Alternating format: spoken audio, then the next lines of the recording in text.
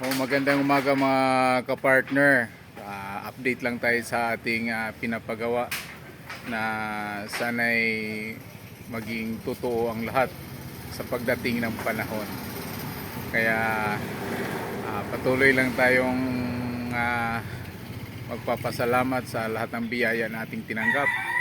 Unang-una, mega love shout out kay MC Gamer o kay Kuya Tony na siya yung nag-sponsor sa atin ng pampasahod.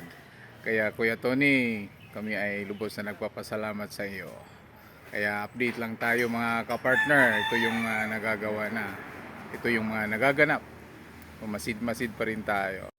So mga kapartner, hindi ko lang na video na paglagay ng sa bawat haligi may kapit bisig sila, kapit kamay, mayroong beam diyan sa ilalim, may beam naka masa siya, no, ng 1 2 3 special mass, yan. At nalagyan na rin ng isa, dalawa, apat na patong na hollow blocks para mayroon na siyang division, nakita nyo naman. At ang bawat haligi ay namasahan na rin, may kitang poste na para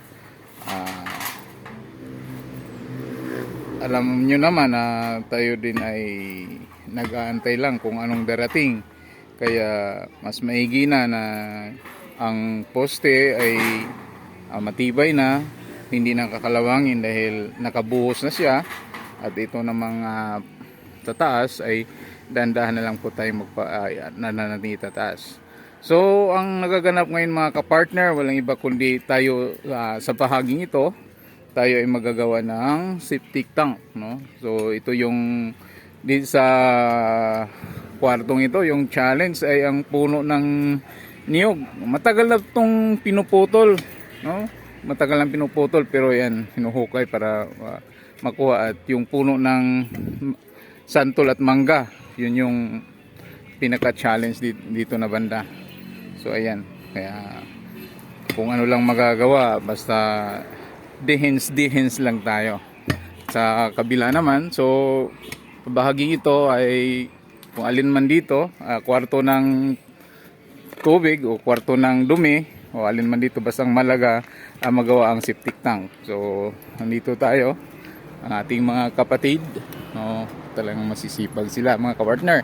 So dito ang challenge ay yung puno ng langka, dalawang puno ng langka, at yung gawa ng tatay ko na parang titibagin pa tong simento na parang saingan o anong plano niya, kaya ititibagin natin upang makagawa ng forma dito.